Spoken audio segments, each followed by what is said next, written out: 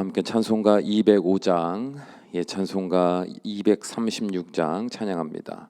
찬송가 205장, 찬송가 236장 찬양하시겠습니다.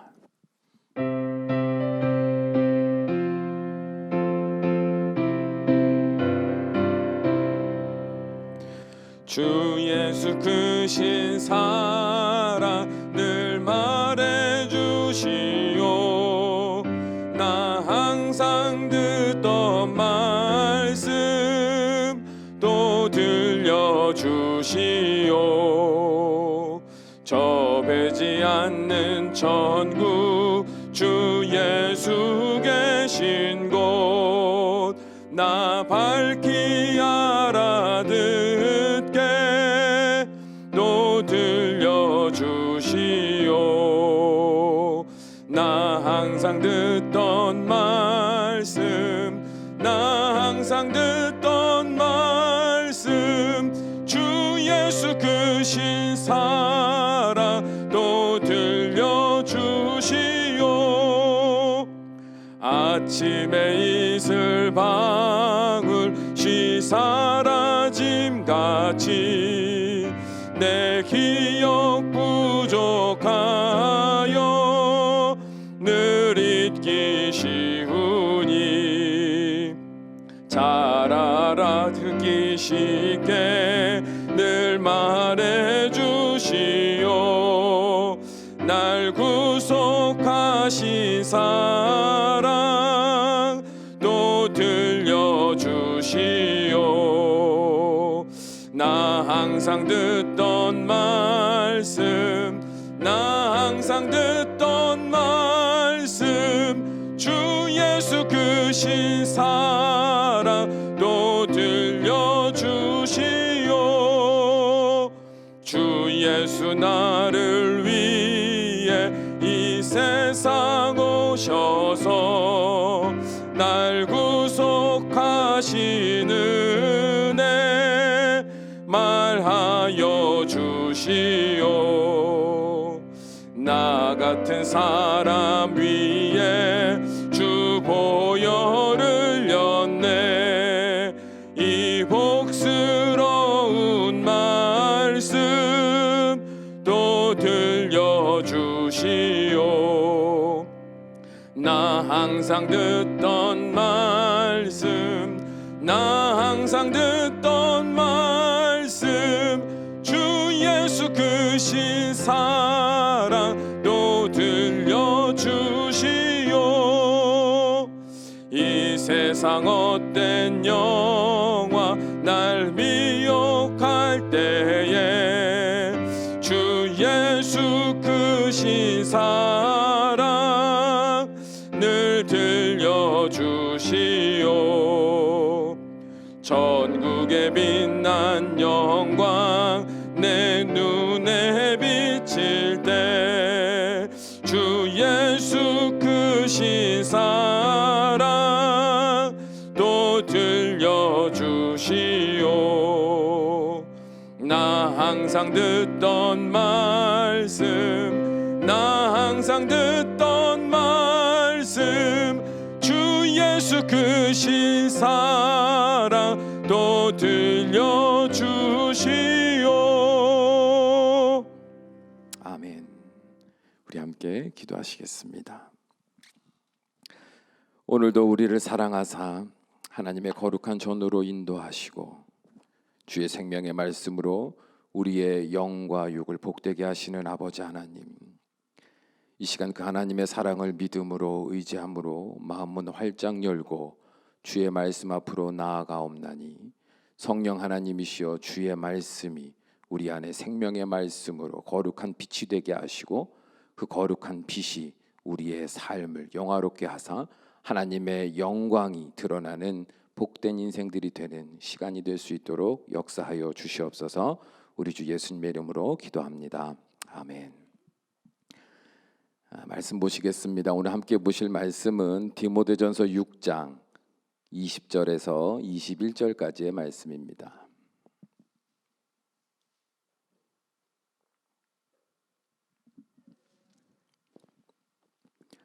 디모데전서 6장 20절에서 21절까지 말씀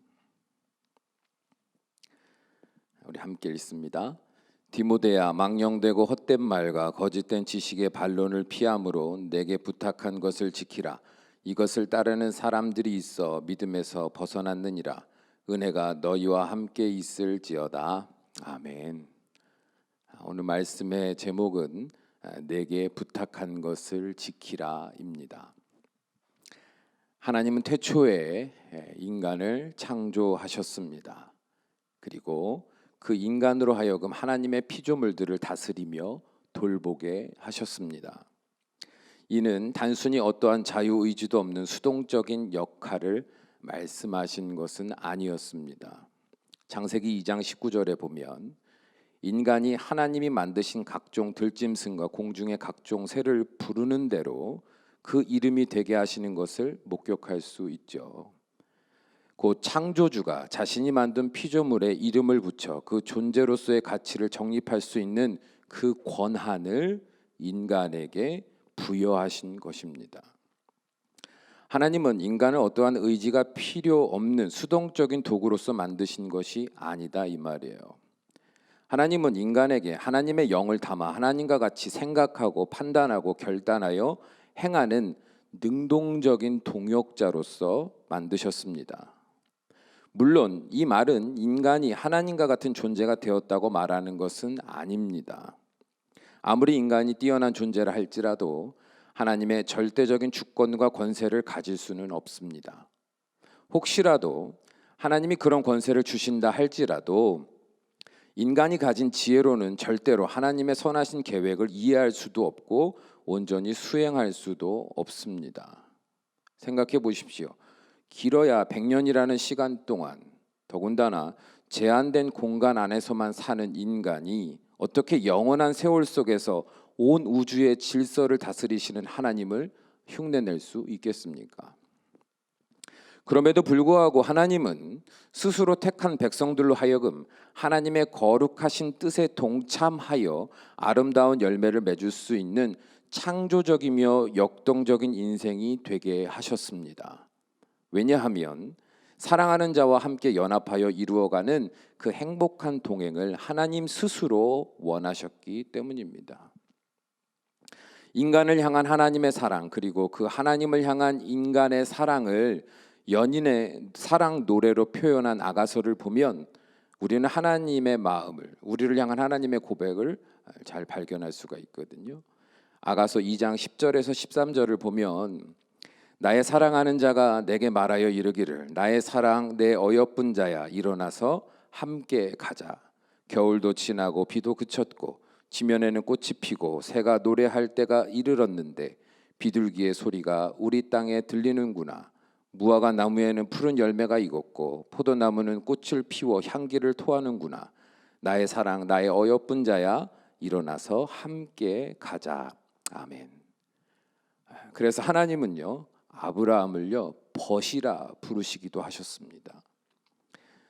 이사야 41장 8절에 보면 그러나 나의 종 너 이스라엘아 내가 택한 야곱아 나의 벗 아브라함의 자손아 이렇게 말씀하셨어요. 또한 하나님은 모세를 대하실 때도 친구와 같이 대하셨습니다. 출애굽기 33장 11절에 보면 사람이 자기의 친구와 이야기함 같이 여호와께서는 모세와 대면하여 말씀하시며 모세는 진으로 돌아오나 눈의 아들 젊은 수종자 여호수아는 회막을 떠나지 아니하니라. 아멘. 하나님이 모세를 대할 때 어떻게 대하셨대요? 친구 대하듯이. 얼마나 마음에 그 애정이 느껴지는 관계입니까? 그리고 하나님은 오늘날 우리를 대하실 때에도 이런 진정한 사랑의 마음을 잊지 않으셨습니다. 아니 잊은 정도가 아니라요 그 사랑을 더욱더 아름답게 만들어서 우리에게 주셨습니다. 사도 바울은 로마서 8장 14절에서 15절에 이렇게 고백했습니다. 무릇 하나님의 영으로 인도함을 받는 사람은 곧 하나님의 아들이라. 너희는 다시 무서워하는 종의 영을 받지 아니하고 양자의 영을 받았으므로 우리가 아빠 아버지라고 부르짖느니라. 아멘. 곧 우리 주 예수님의 십자가를 믿음으로 구원을 받은 우리는 하나님을 내 아버지라 부를 수 있는 특권을 가진 자가 되게 하셨다 이 말이에요. 친구에서 이제는 한 가족이 되게 하셨어요. 그래서 사도 바울은 로마서 8장 17절에서 보면 우리를 아버지 하나님 나라의 유업을 물려받을 상속자가 되었다고까지 고백하고 있습니다. 진짜 내 가족으로 인정하셨다는 거예요. 말만 가족이 아니라 하나님의 유업을 상속받을 자.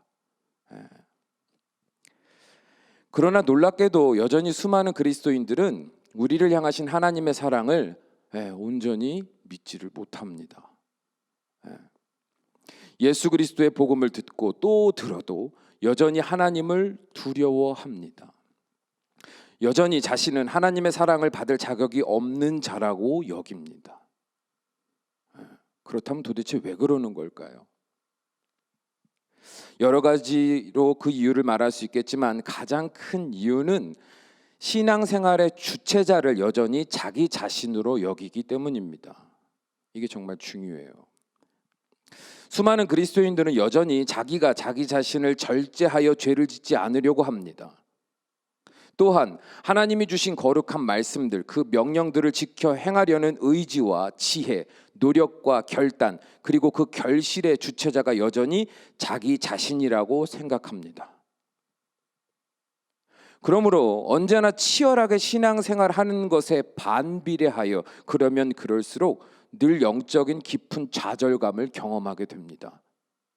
왜냐하면 우리가 아무리 노력하여도 결국 언제나 죄를 반복하여 짓는 존재이기 때문이며 또한 우리는 언제나 거룩한 하나님의 뜻보다는 세상의 정욕과 쾌락의 유혹을 따르는 존재이기 때문입니다. 그러니 도둑이 제발 저린다고 하나님만 생각하면 자신의 수많은 허물들이 동시에 떠올라 자신은 도저히 하나님의 사랑을 받을 자격이 없는 자라고 판단하게 되는 겁니다.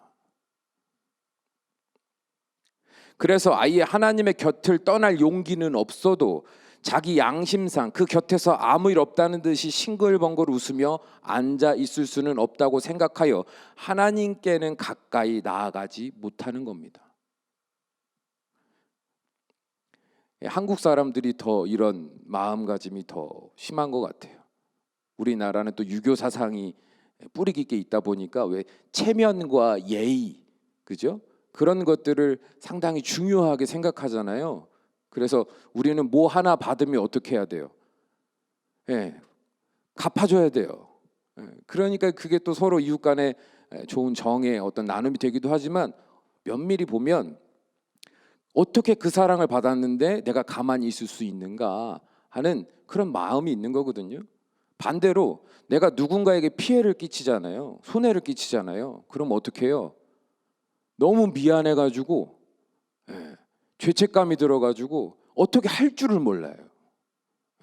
그 사람하고 아무 일 없다는 듯이 친하게 막 다가가서 하하호호 웃으면서 아무 일 없다는 듯이 어울릴 수 있다고 여러분 생각하세요? 안 하세요? 그런 생각 못 하시잖아요. 내가 어떻게 그 사람하고 내가 그 사람한테 그렇게 실망을 끼쳤는데 어떻게 아무 일 없다는 듯이 가가지고 그렇게 내가 양심상 그러지 못한다고. 잘 생각해 보세요. 바로 이런 마음이요 누구에게도 적용되고 있는 거예요? 하나님께도, 하나님과 나와의 관계에도 그게 적용되고 있는 거다 이 말이에요.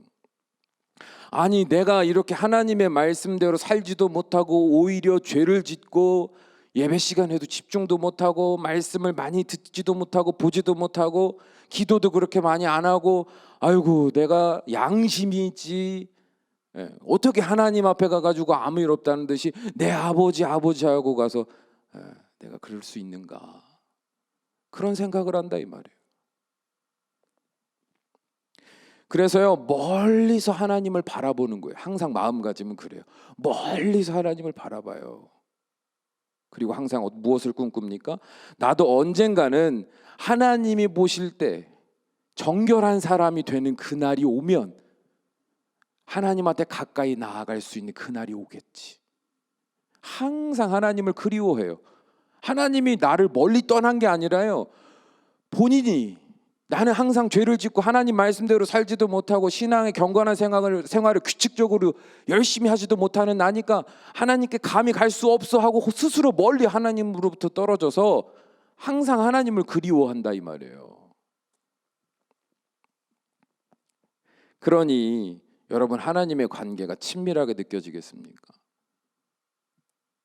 하나님은 우리를 아들이라 딸이라고까지 부르시는데 우리는 그런 말씀을 듣지만 마음으로는 그렇지 못해요. 그 이유가 뭐라고요? 신앙생활의 주체자를 누구로 생각하기 때문에?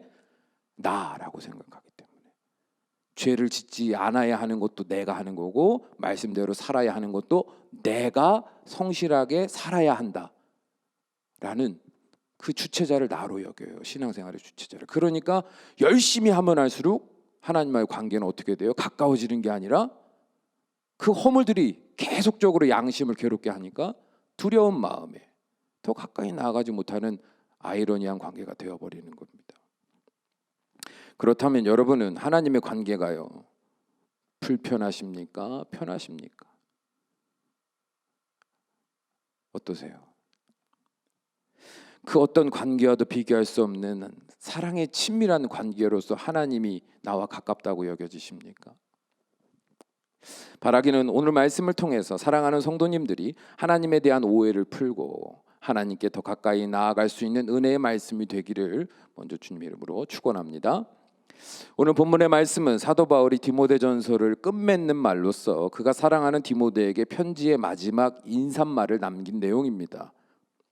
그런데 그 내용을 보면 이 마지막 조언을 디모데가 어떻게 받아들였을지가 궁금해집니다. 무슨 말인가 하면 20절의 말씀을 우리 다시 한번 읽어볼까요? 20절 함께 있습니다. 디모데야, 망령되고 헛된 말과 거짓된 지식의 반론을 피함으로 내게 부탁한 것을 지키라. 아멘. 여러분이 디모데라면 이 마지막 문장을 보면서 어떤 마음이 들었을 것 같으십니까? 제가 왜 이렇게 말씀을 드리냐면 사도 바울은 지금 자신이 이 편지를 통해서 구구절절 기록해 놓은 모든 말씀들을 다 지켜 행하라 이렇게 말하고 있는 거거든요. 여러분, 이 말이요, 우리는 그냥 보는 사람 입장이니까 이 문장을 보고 이 상황에 처한 사람이 아니고 그냥 이 문장을 보는 사람의 입장이니까 그냥 아무렇지도 않은 말처럼 여겨지지만 여러분이 디모데의 입장에 대해서 한번 생각해 보십시오. 에베소 교회에서 사역하고 있는 디모데는요, 지금 행복한 목회를 하는 중이 아닙니다. 그냥 일반적으로 누구나 다 보았을 때 그냥 평범하게 살아가는 사람들의 어떤 삶의 수준을 경험하지도 못할 만큼 지금 디모데는 에베소 교회에서 상당히 어려운 목회를 하고 있는 중입니다. 그는 연소한 나이로 인하여 업신여김을 받고 있었습니다. 또한 에베소 교회 안에는 이단 사상에 빠져 가르치는 이들이 존재하고 있었으며 동시에 그들의 가르침을 따르는 자들도 존재하고 있었습니다. 교회 안에요. 그리고 그들은 교회를 어지럽히며 그 복음의 본질을 심각하게 흔들어대고 있었어요. 한마디로 디모데는 그의 영적인 권위가 제대로 인정받지도 못한 채 수시로 사건과 사고가 터지는 불안정한 상태에 있었다 이 말이에요. 그래서 사도 바울은 디모데에게 이 상황을 타개할 다양한 지침들을 가르쳐 주었습니다. 우리가 앞에서 계속 보아오지 않았습니까? 남녀 성도의 품행과 질서 유지에 대한 지침을 비롯하여 감독과 집사의 자격에 관한 지침, 이단과 거짓 교리에 대한 경계를 늦추지 말고 참 교사로서 경건 훈련과 행실을 항상 먼저 보일 것을 권고했지요. 그뿐만 아니라 남녀노소 성도들에 대한 태도에 관한 교훈과 참 과부에 대한 예우 지침, 상전과 종에 대한 지침 등 하나같이 다 가볍게 지켜 행할 내용들이 아닌 것들을 잔뜩 담아서 그의 삶에 쏟아 부어주고 있습니다. 그리고 편지의 마지막 인사말에 뭐라고 말하고 있는 거예요? 이 모든 것을 어떻게 하라고요? 내게 부탁한 것을 다 지켜 행하라는 겁니다.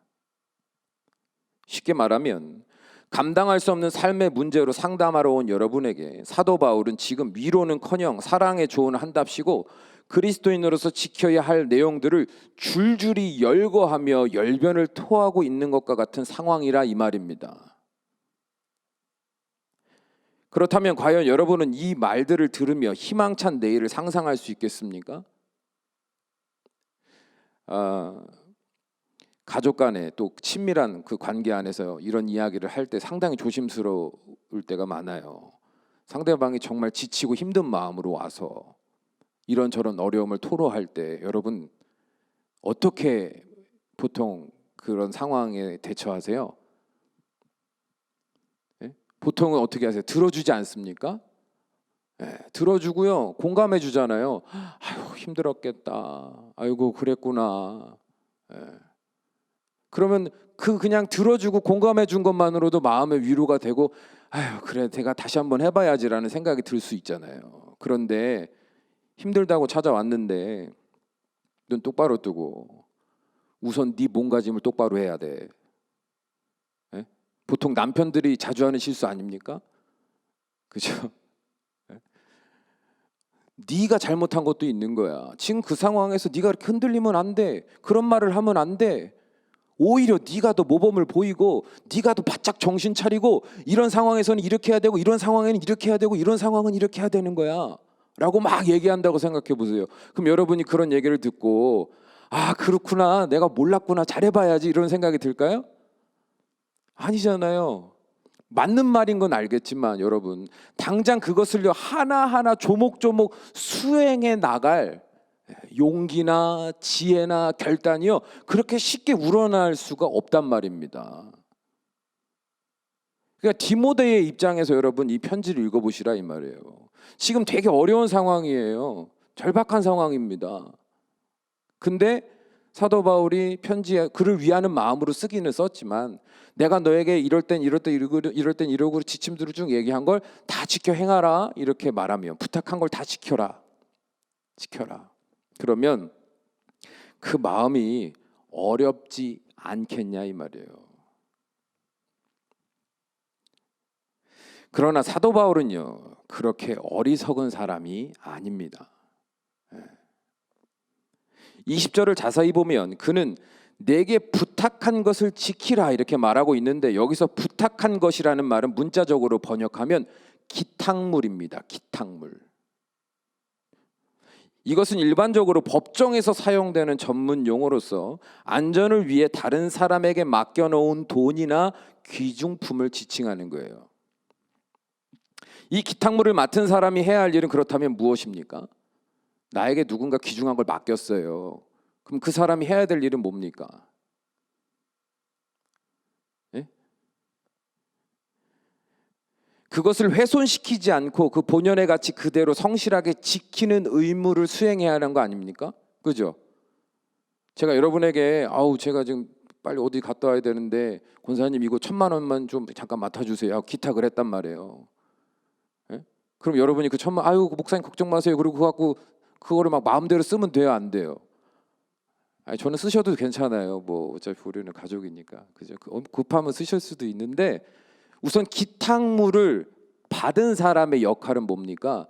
그것을 귀히 여겨, 그죠? 그걸 소중히 간직하는 거예요. 그렇다면 사도 바울이 이런 용어를 사용하여 말하고자 하는 바는 뭐였을까요?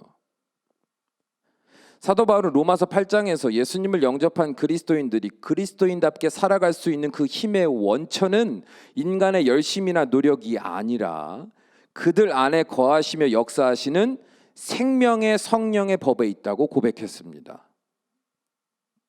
그 사람은 연약하여 바라는 선한 일을 행할 수는 없지만 놀랍게도 우리 안에서 성령 하나님이 거하심으로 우리의 육신으로 행할 수 없는 하나님의 율법 그 선하신 뜻을 이루어 가신다고 설명했습니다. 그러므로 사도 바울은 디모데에게 마지막 편지글로 남긴 내용은 이렇게 해석될 수 있어야 합니다. 그래서 성경은요 골고루 읽어야 되는 거예요. 사랑하는 디모데야, 에베소 교회에서 힘겨운 시제를 살아내고 있지만 걱정하지 말아라. 너의 힘든 오늘을 다하시는 하나님은 복음의 진리를 통하여 반드시 승리하게 하실 것이다.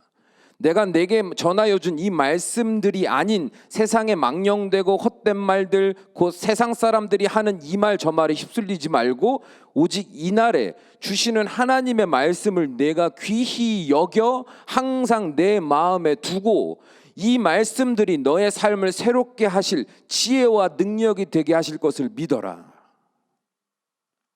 그리고 하나님께서 내 삶에 이 모든 것을 이루어 가실 때 의심하지 않고 온 마음과 정성을 다하여 따른다면 반드시 너의 삶과 교회의 미래는 하나님 보시기에 아름다운 모습이 될 것이다. 이렇게 말하고 있는 거예요.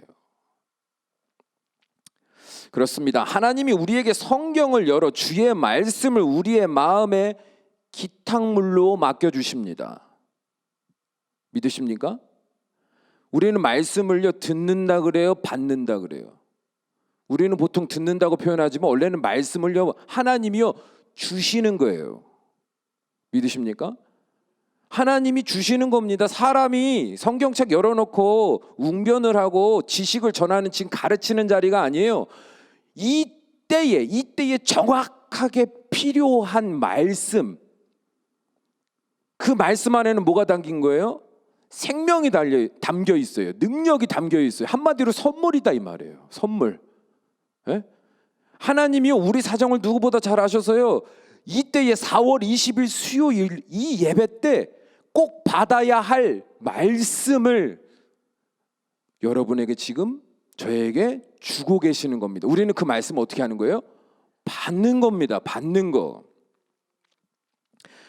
우리 안에 주의 말씀이 들어있기는 하지만 우리가 그 말씀을 이제 풀어서 선물 포장을 벗기고 그 말씀을 우리가 풀어서 그 말씀을 우리가 어떻게 행하고 그 말씀을 우리가 어떻게 지키고 하는 것들의 역할을 하나님이 기대하고 주신 걸까요? 물론 나중에는 자연스러운 그 성실한 행위가 드러나기는 합니다. 그러나 하나님께서 말씀을 선물로 주시기만 하고 나머지는 너희가 알아서 해라라고 말씀하실까요? 처음에도 말씀드렸지만 우리는요 말씀대로 스스로 지켜 행할 수 있는 능력이 있습니까? 없습니까? 예? 신앙생활 몇십 년 해보셨잖아요. 그죠? 경험이 있으시잖아요. 경험. 말씀 한번 딱 들으면, 말씀 한번 딱 받으면 그대로 아주 그냥 이후로는 그 말씀대로만 온전히 살게 되던가요? 그게 안 되니까 여러분들 마음에 죄책감이 있잖아요. 그죠? 예? 사랑하라고 그렇게 용서하라고 하나님이 막 작정하고 매주 매일매일 막 말씀하시잖아요. 어떨 때는요. 그죠? 막 본문은 다른데 말씀을 듣다 보면 성령님이 무슨 말씀으로 나에게 반복하여 말씀하시는지 느낄 때가 있어요, 없어요? 있잖아요. 그죠? 아멘도 되고 그렇게 살고 싶고 그런데 막상 삶으로 가면 그렇게 돼요, 안 돼요? 안 되잖아요. 사랑도 안 되고 용서도 안 되고 오히려 여러분 그거 아세요? 내가 지키려고 하는 거는요 역반응이 더 커요. 예를 들어 그래 사랑하라 그랬으니까 사랑해야지 그러고서 내 배우자나 자녀에게 서운한 게 있어도 막 참아요. 그동안 과거로부터 나 괴롭게 했던 일이 얼마나 많아요. 그죠? 나도 물론 괴롭게 했지만 사람은 이기적인 동물이잖아요. 내가 받은 괴로움만 생각나요. 그러니까 사랑을 지키려고 참아요. 막 참습니다. 이를 딱 악물고 그래요, 알겠어요 이러고 막 참아요. 하나님이 사랑하라 그랬으니까, 용서하라 그랬으니까. 근데 여러분 그렇게 하루 참고 일주일 참으면 내가 기특해 보이잖아요. 그런데 결국엔 터져요, 안 터져요? 그냥 처음에 화를 내고 말지 참다가 터지면 더 큰 일이 일어나는 거잖아요. 그러고 나면 마음이 힘들어요, 안 힘들어요? 힘들잖아요. 말씀이 능력이 있다라는 말이 믿겨집니까? 말씀은 능력이 있다라는 건 믿지만 그 말씀의 능력대로 내가 살지 못하는 내 자신이 참 비참하고 허무하잖아요. 여러분 하나님이요 우리 연약함을 아세요, 모르세요? 아시잖아요. 미련함도 아십니다. 끊임없이 죄의 본능에 끌려 살 것도 알고요. 사탄을요 막 그 거짓된 아비를요 나의 친구 삼고 그 말에 그 속삭임에 생각 마음 다 뺏겨가지고 이리저리 휘둘리는 연약한 존재인 것도 아시는 하나님이라니까요.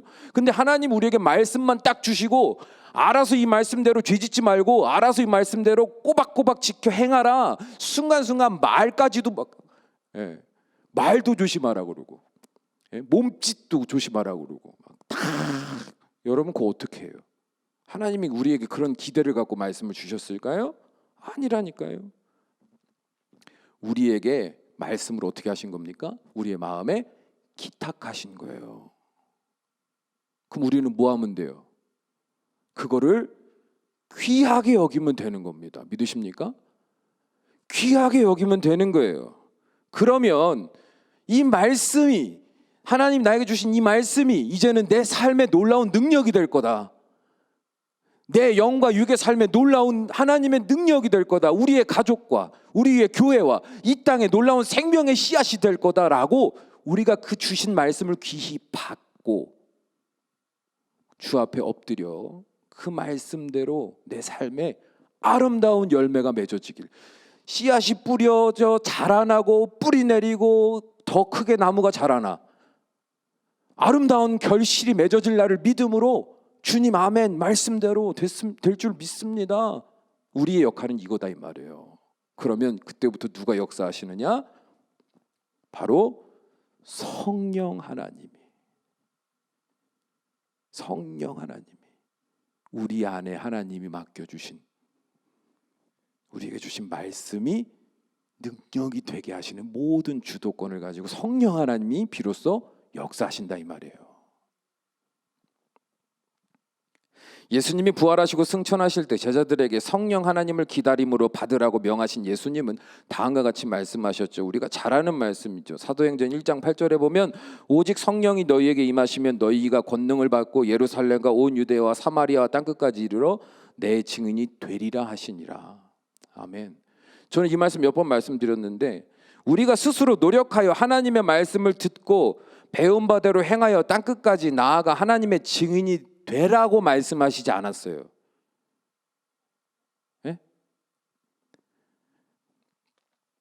오직 성령이 너희에게 임하셔야만 비로소 너희는 땅끝까지 이르러 하나님이 내 삶의 말씀으로 이루신 그 놀라운 은혜들을 기쁨으로 놀람으로 증거하는 증인이 될 수 있다 이렇게 말씀하셨습니다. 그리고 그 말씀대로 예수님의 제자들이 성령 하나님을 마음에 모시자 성령 하나님은 그들 안에 기탁된 말씀들, 그 마음에 하나님이 주신 그 말씀들을 풀어 그들의 믿음이 되게 하셨습니다. 잘 생각해 보세요. 성령 하나님이 제자들의 마음에 임하시기 전에 제자들은요 예수님의 옆에서 말씀을 많이 들었어요? 안 들었어요? 들었잖아요. 심지어 죽었다가 부활하신 예수님이 40일간 그들 옆에 계시면서 하나님 나라의 그 놀라운 비밀을, 그 복음을 가르쳐 주셨잖아요. 그죠? 그럼에도 불구하고 그들은요 그 말씀이 무슨 말씀인지는 몰라요. 그냥 차곡차곡 부활하신 예수님을 만나고 그 말씀이 귀한 것을 믿음으로 마음에 주시는 대로 차곡차곡 받았을 뿐입니다. 헛된 말로 듣지 않고 세상에 의미 없는 말로 듣지 않고 살아계신 하나님의 약속의 말씀으로 내 삶에 이루실 하나님의 능력의 말씀으로 차곡차곡 받았어요. 소중하게 귀하게 받았어요. 그러나 여전히 그 자체로만 머물러 있었지 그 말씀이 그들의 삶의 능력이 되지는 않았단 말이죠. 그런데 그들 안에 성령 하나님이 임하시니까 어떤 일이 일어났어요? 그 말씀들이 풀어지는 거예요. 해석되는 거예요. 이해되는 거예요. 놀라운 건 그들의 믿음이 된 거예요. 믿음이. 그래서 사도 베드로는 다음과 같이 고백했습니다. 베드로전서 1장 23절에 보면 너희가 거듭난 것은 썩어질 씨로 된 것이 아니요 썩지 아니할 씨로 된 것이니 살아있고 항상 있는 하나님의 말씀으로 되었느니라. 아멘. 지금 베드로는요 경험담을 얘기하는 거예요. 지금 증인이 돼서 말하고 있는 거예요.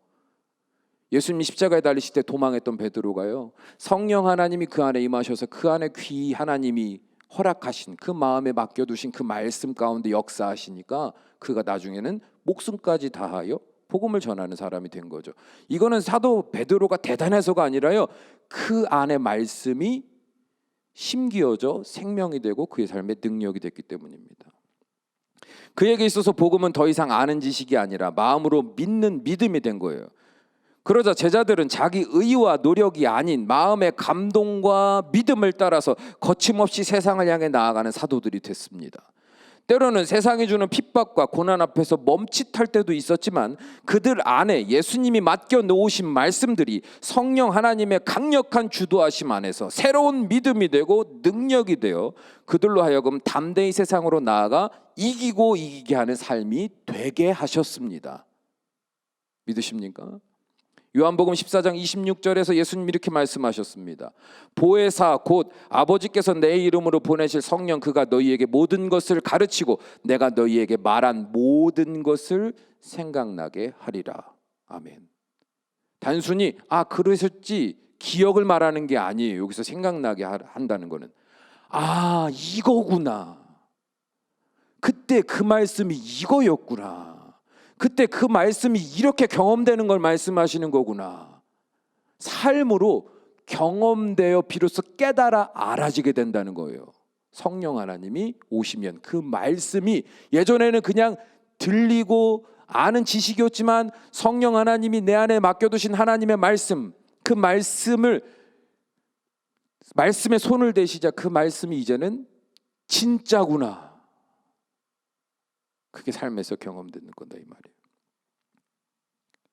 예수님이 약속하신 이 말씀대로 실제 그 제자들의 삶에 이루어진 거다 이 말이에요.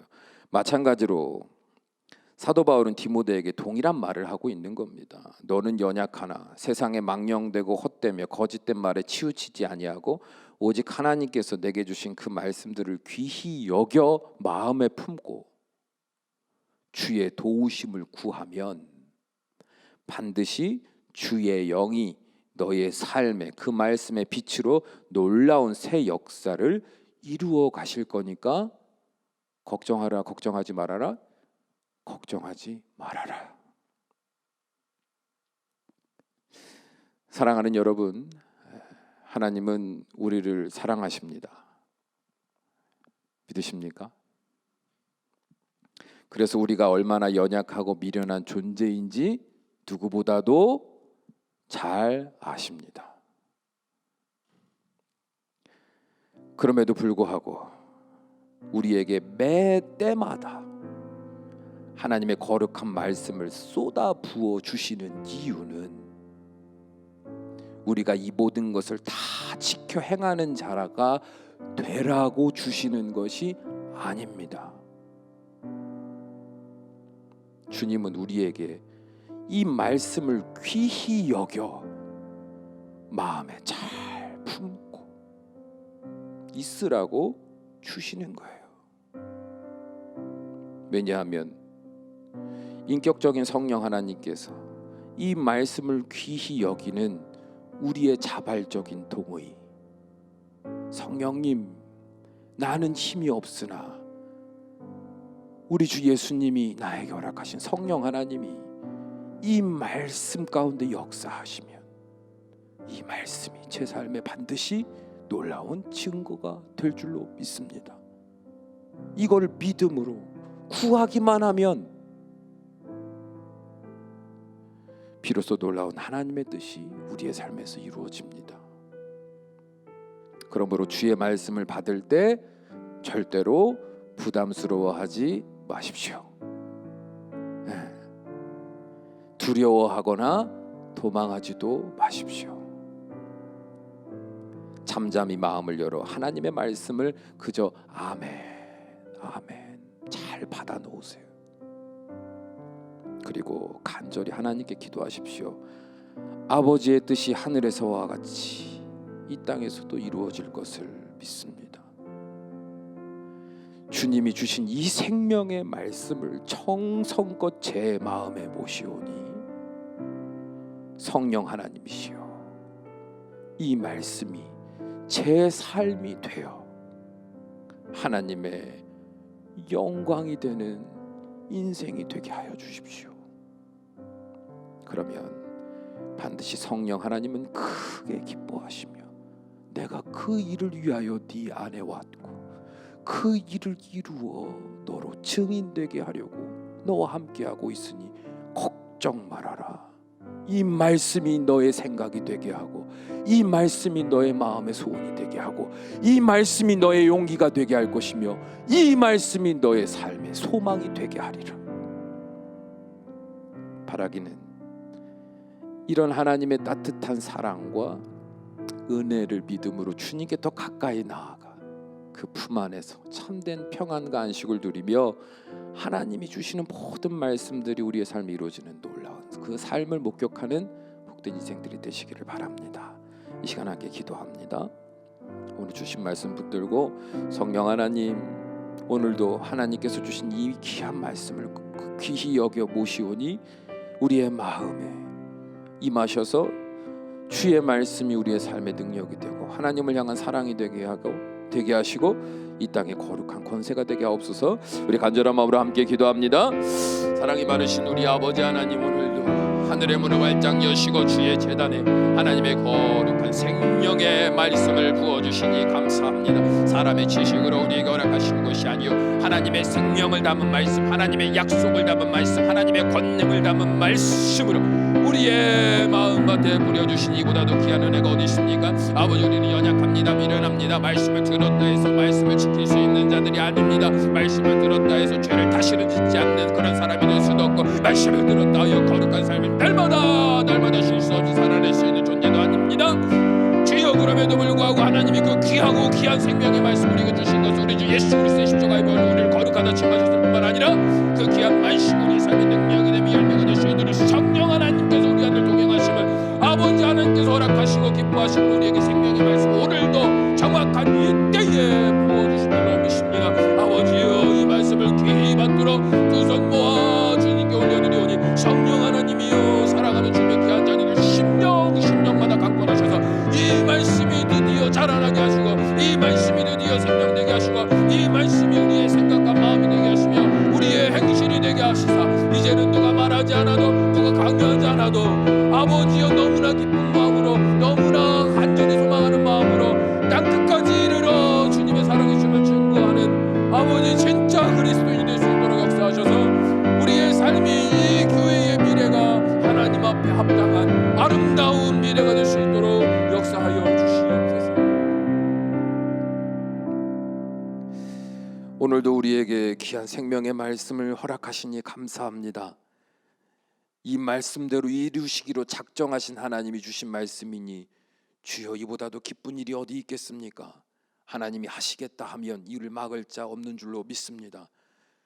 아버지께서 우리를 더욱더 정결케 하시고 더욱더 믿음의 사람 되게 하시려고 이 생명의 말씀을 선물로 우리의 마음에 두셨으니 주여, 간절히 구합니다.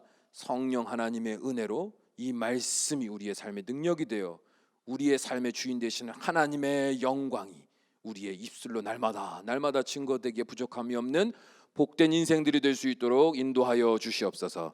이제는 우리를 죄악 가운데서 구원하여 주신 예수 그리스도의 은혜와 하나님의 무한하신 사랑과 성령님의 감화 감동 충만하심이 사랑하는 주의 자녀들 머리 위에 위로부터 영원토록 함께 하시기를 간절히 축원하옵나이다. 아멘.